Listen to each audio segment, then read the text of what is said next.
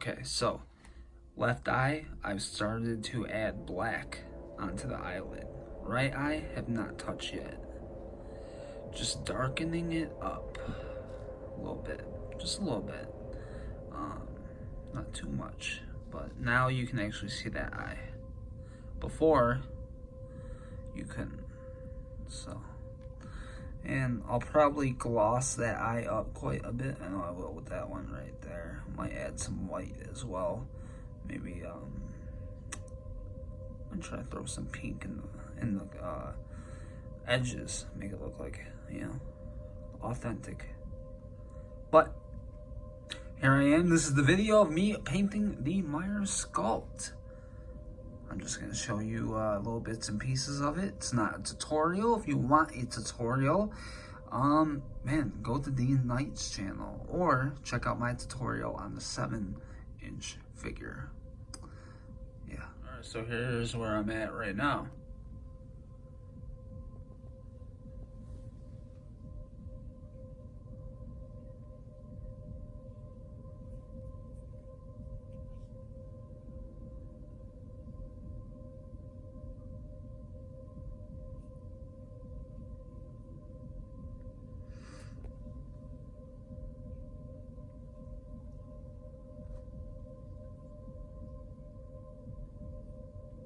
Right, and here we are right now with the repaint. I hope you guys like it. I'm pretty stoked with the results. I think it looks really good, man. I will say I took a lot from Dean Knight's video that he made. Also, when he repainted his mask, and then, of course, the masks that he gets in that have been rehauled. Now, one thing that I did this time differently is I only focused on the spots that are deteriorating. So what I did is I'd go in there, start with a black wash. I always start with my darkest colors first, and then I go up from that. That way, it just builds the layers up correctly, I feel. And I think that's the way that you're supposed to do it. Don't quote me because I'm not a master painter, but that's how I feel. So that's what I do. On my 7-inch figure, I made the mistake of doing a black wash all over the sculpt. And the thing about black washing is you have to do it in multiple coats because you're watering it down so much. And that's the point, is that multiple layers get into those little creases and crevices, and they do very fine detail work. So that's how you have to do it. So when you do that to a 7-inch figure, a sculpt, I should say, over and over and over, it brings the whole contrast of the mask down.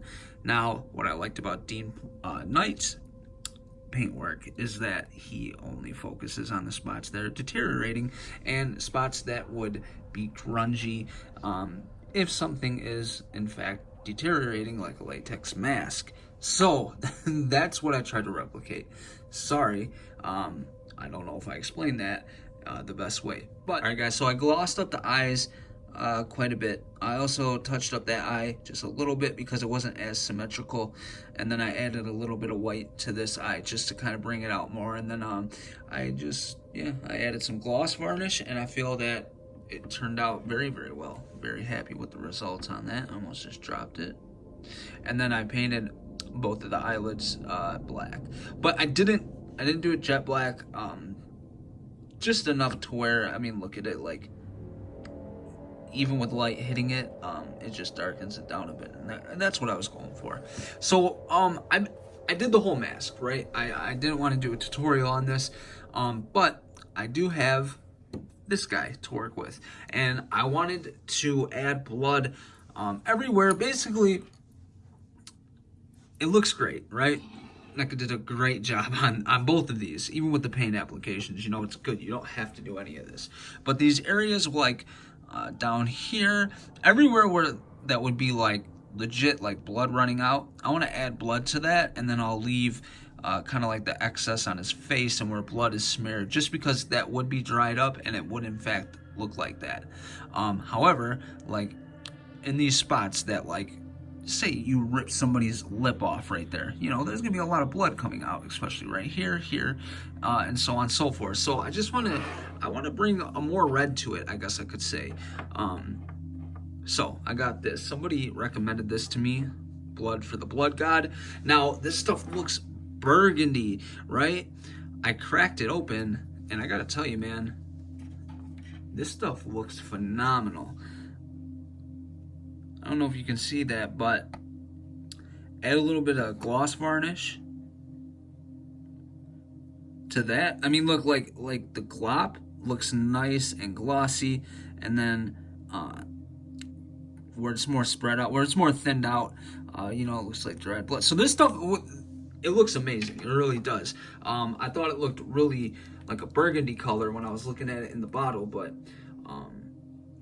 no, it's a great paint. So I'm going to use some of this, and I'm going to just kind of go around those areas, and we'll do this in a time lapse. All right, I'm also going to add a little bit of blood, like right here on Michael Myers.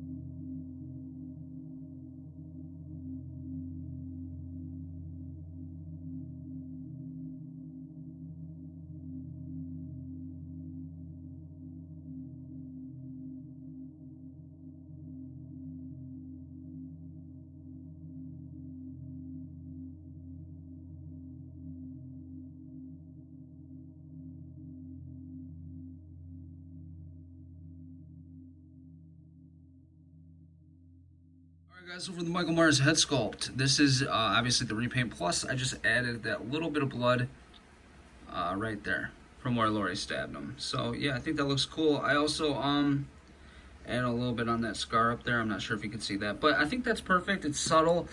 You know, you can see it, but it's not jumping out at you either.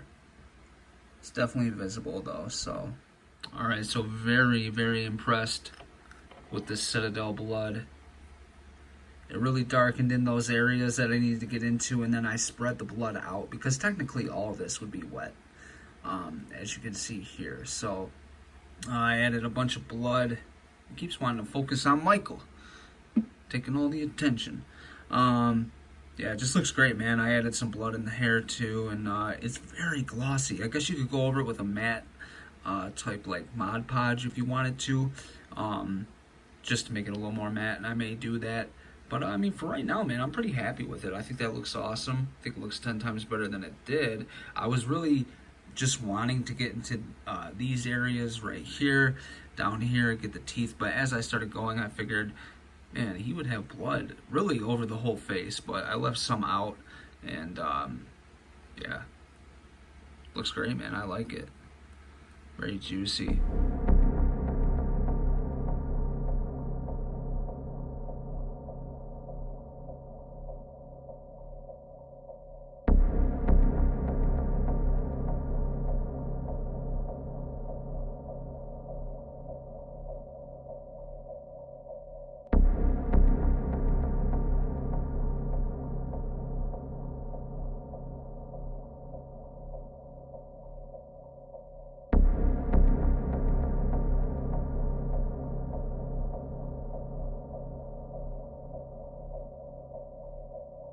you.